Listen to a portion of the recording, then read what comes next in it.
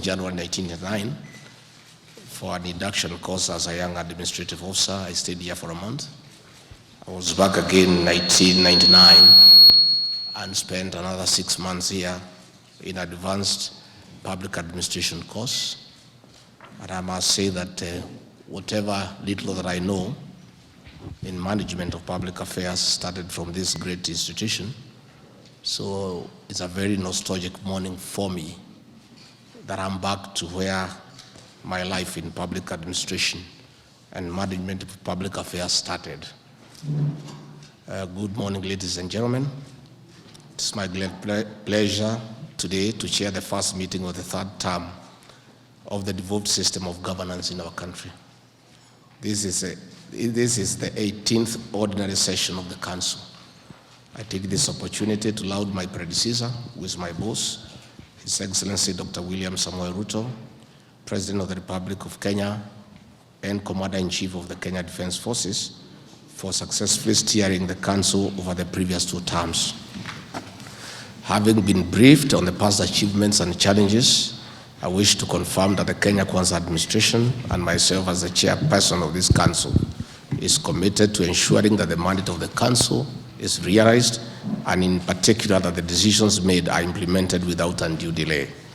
In this regard, I would like to first echo the sentiments of His Excellency the President on the need to ensure that all disbursements to the counties are made timelessly to enable counties meet their obligations, that the process of unbundling, costing, delineating, transferring, and funding devolved functions is completed, in any case not later than 6 months from now, that the task of valuation and transfer of assets relating to the devolved functions be completed within this financial year, that settlement of eligible pending bills, which is usually in the first charge at the beginning of a financial year, be completed on a first-in, first-out basis in order to release resources back to the economy so that the lives and livelihoods of the many traders and business people who have suffered financial distress,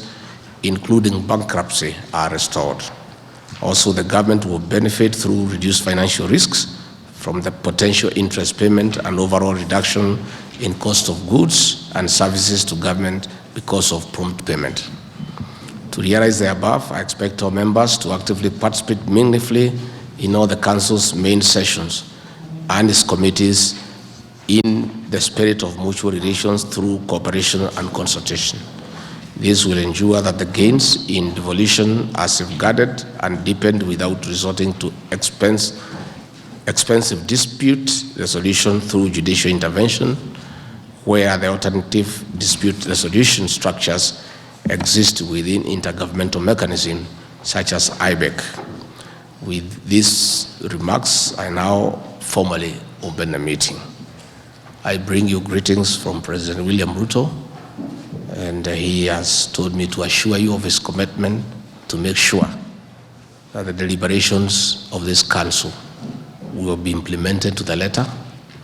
He has asked me to communicate to our governors that the attendance of this council from the national government will be mandatory. Previously, when he chaired this meeting, and because of the unique situation we found ourselves in, many cabinet ministers kept away from this forum, many governors kept away from this forum because of the difficult political environment that existed then. That is now water under the bridge. This is a new dispensation.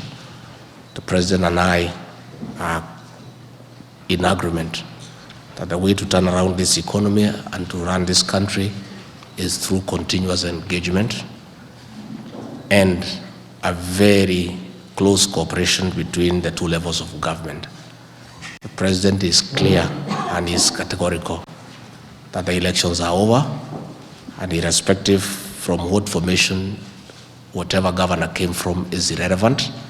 What is important is service delivery, and the 2 levels of government will cooperate in all aspects because we serve the same people. So I want to open this meeting by assuring you of our commitment from the national government to take the deliberations and the resolutions of this council very seriously and create efficiency and effectiveness in implementing whatever resolutions that have been arrived at. And also assure you that the meetings will be a free forum for continuous engagement with respect and decorum, and every voice and every suggestion matters and will be taken seriously. We will not have a situation of talking down at governors. We'll have a situation where we deliberate with respect and mutual understanding for the benefit of our people, so that the county governments and the national government who serve the same populace succeed. Because at the end of the 5 years, the national government and the county governments will go for audit at the ballot box. And the ballot box is the most vicious auditor in the whole political process, because the auditors at that stage are ruthless.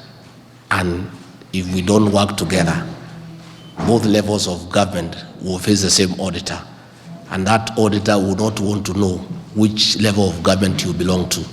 They want service delivery, so there will be gain. There will be gain when we work together. I want to finally conclude by saying, there's a saying from my community, I don't know whether it is in other communities, that say that buffaloes don't move in a herd because they like each other. They move in a herd because of the danger that lies ahead when they don't move together. The county governments and the national governments are forced by circumstances to move together because of the danger of the auditor at the ballot box if we don't work together. I therefore want to invite you that we agree that we all work together. Politics is over, elections are over. All of us have been forced by circumstances to work together. Even if we don't like each other, we just have to work together for the benefit of our people and to avoid the danger of being punished by the auditor at the ballot box. That is the danger that is ahead of us. So let's all work together, and I look forward to have a very fruitful discussion today and going ahead. And the President has this morning also agreed that we are going to create time to have a retreat with the county, with our governors, so that we bond and we create relationships for the benefit of our people at an informal level.